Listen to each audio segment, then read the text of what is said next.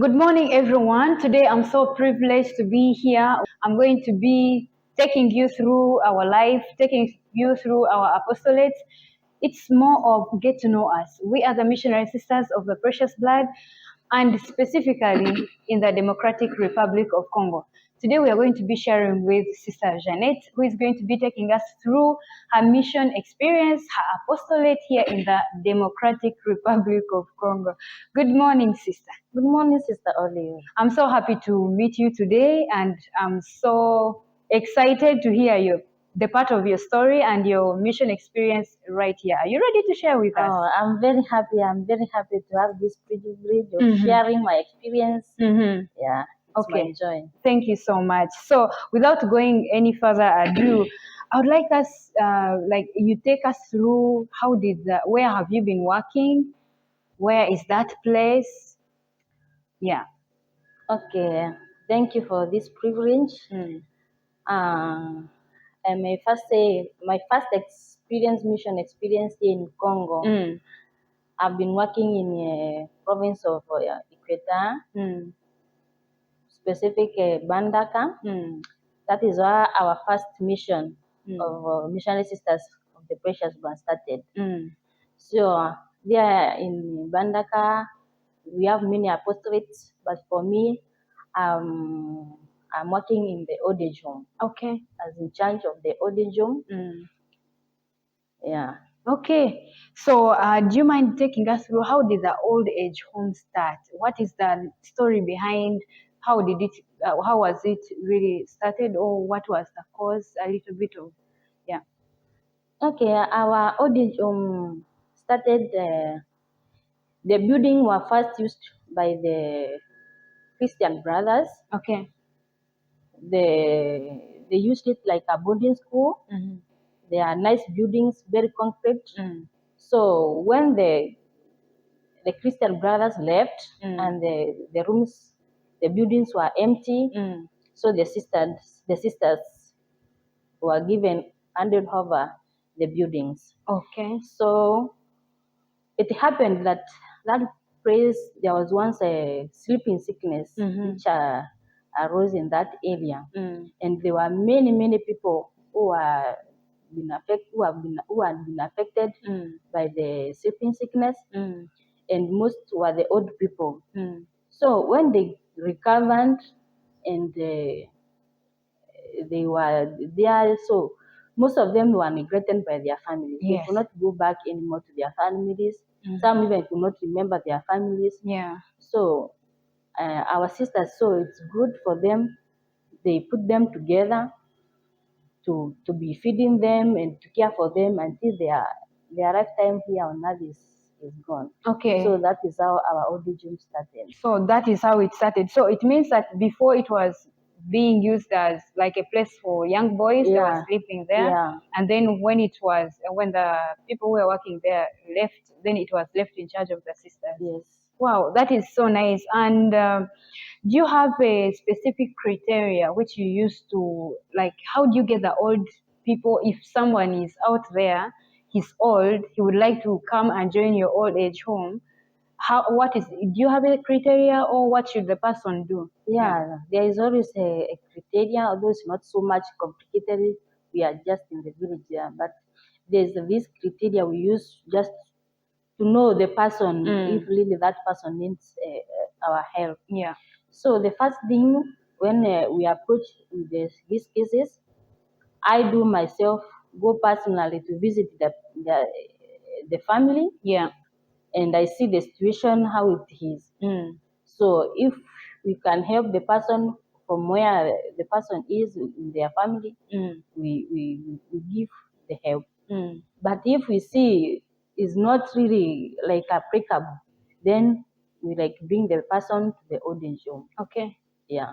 So that is the criteria you use. You see if the person is not taken care of, like the situation there where he is. And then when you see that the situation is very sensitive, then we take the person to the old age home. And then I don't know if the person is, maybe do you just kind of like come, we go, we have seen that you are incapable of like being No, sustained, no, or you ask the consent of no, someone? no, no. The family members, of course, they are there, but also we do include these village elders because they know the person in deep Oh yes. and Yeah, how yeah. the person was living with the family members, how the situation is. So we do also question, we do request information from From the the chief. chief elders, or they call it kum. So when we get that concrete information and Yeah. they see really this person needs our help, then we You don't take have any option just to the take the old person and we continue taking care of the old person. Okay, that Yeah. is so nice. And then the other thing I would like to kind of like is ask, how do you handle the like sickness in case there is sickness, like the old person has fallen sick, or even because they are already old, and when it happens that maybe that person has died, how do you handle that? Like, how does it go? Okay, for us it's a privilege to take care of the old people. We really like the old people to be comfortable, to be just there to enjoy their old age time. So in case the old person gets sick, we have our dispensary, which our sister is in charge there. So our sister arranges and gives all the medication Yes. this person needs. And if the case is not so, is very sensitive for the dispenser to take over, then we can transfer the case To a the big bigger hospital. hospital. Yeah. Yeah. Then the big hospital, the sisters, we are the ones who take in charge. Okay. But generally, the dispensary, they give the medication and The the necessary necessary things medicine. like medicine and what have you to the own people free of charge. They don't charge anything. And this we are really grateful for the service of the dispensary they give us. Okay, and the dispensary is also for the sisters Yes, also. that is a dispensary. We own it. Okay. Yeah. So that is really so touching that you are really responsible, fully responsible, like they are totally in your care. Yeah. And then what if someone dies? And When somebody dies, also we before we get in the person to in home the via, they give like a will. What we ask them, what is your will when this time comes? Because one day you will die. So we ask them, what do you wish when you die? What to be done? So some they are so bitter about their past life, maybe how their families mistreated them, they didn't take care of them. So for them they prefer we the sisters take care of everything. We buy the coffin, we do the burial rites, we do the like service, and then we bury the Okay. old person. We have our graveyard Okay. in the mission, so we go to bury the person there. Okay. Also, the family members can come to mourn with us. Yes. Yeah, and they stay there like for one day, the whole night. We stay with them, we mourn with them, we sing. Yeah, the culture of here Congo. Okay. Another thing that has come into my mind is when these old people come, are all of them Christians, or you don't select whether Christian, whether Protestant, whether Muslim? How do you kind of like take on with Christians? And if one is not a Christian, are you ready to baptize maybe that person, or is a non-believer? How do you?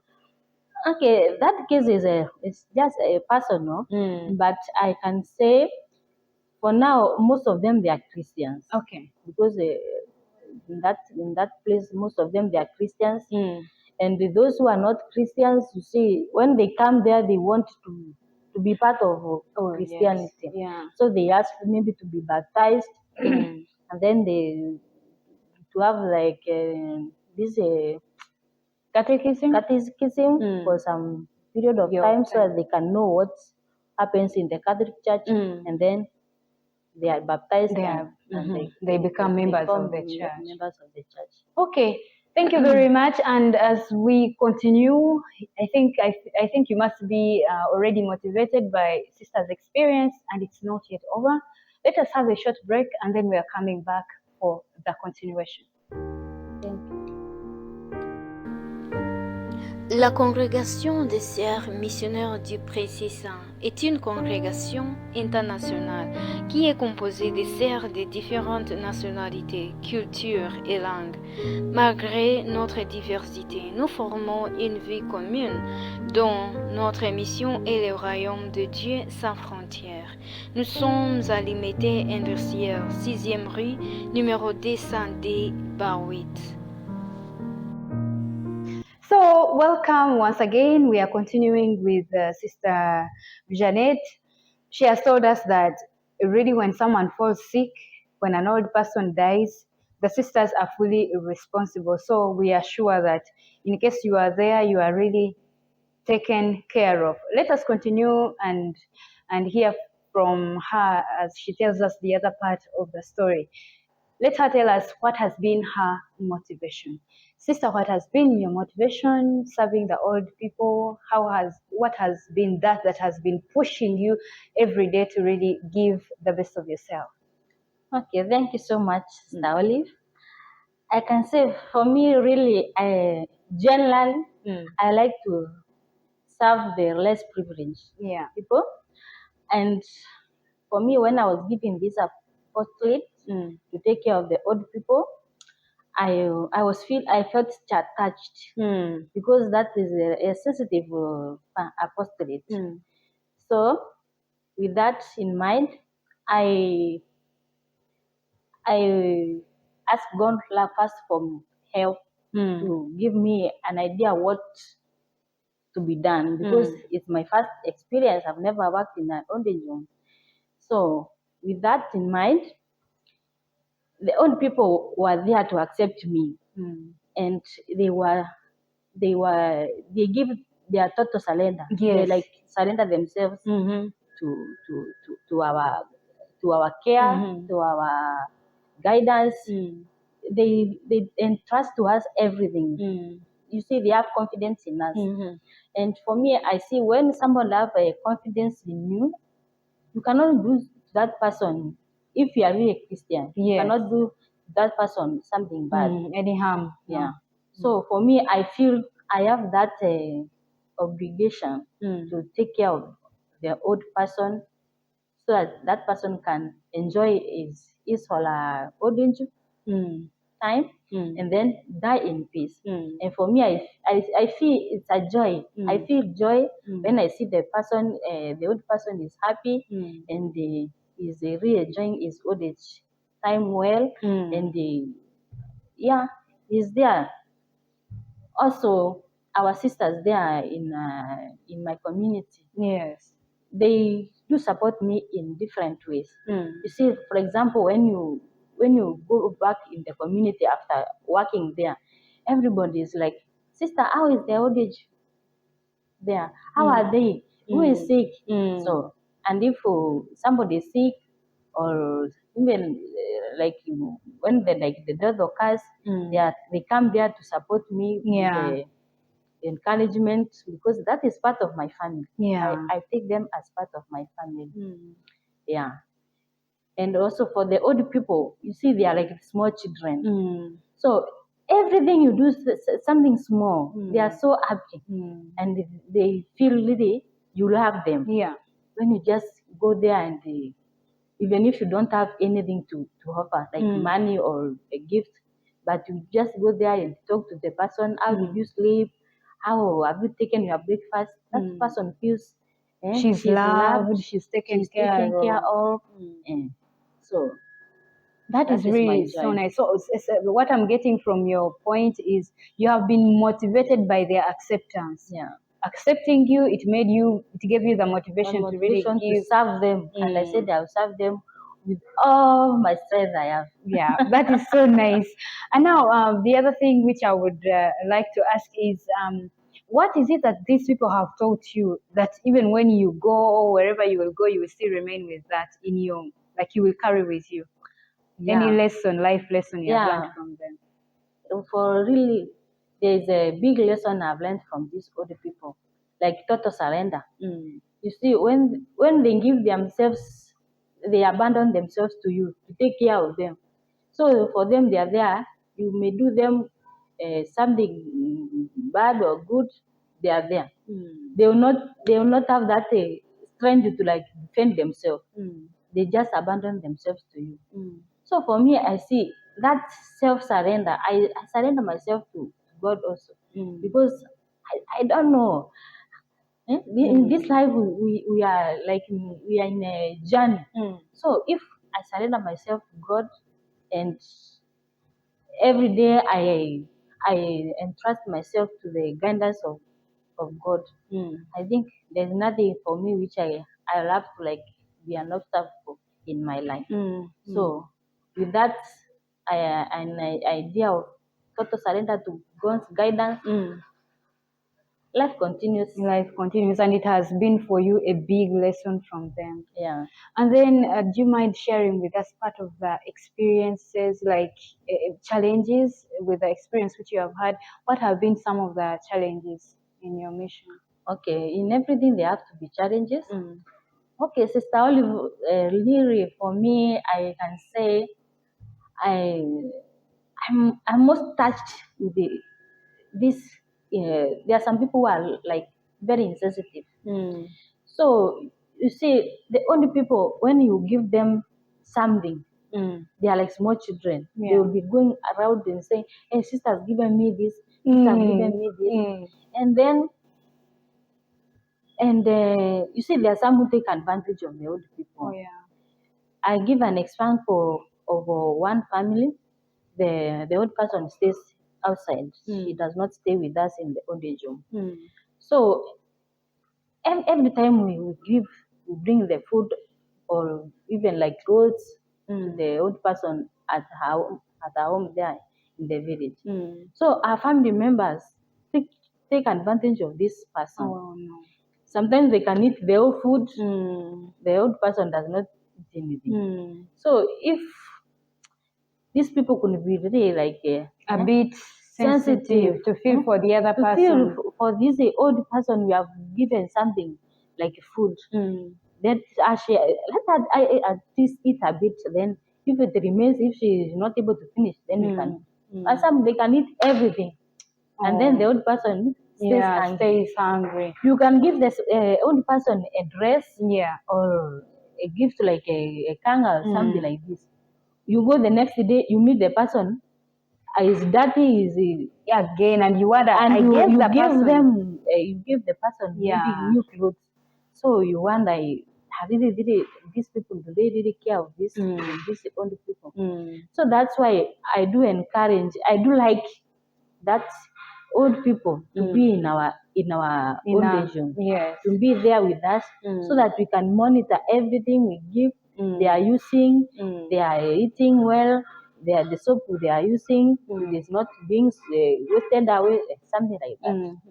Yeah. Thank you so much. And then, is there any kind of like word of appreciation to some people who have kind of like maybe supported you down the line when you felt like maybe everything you were stuck, and then these Yeah. people came like it was a cut through? Do you have any word for them, for those kind of like specific people?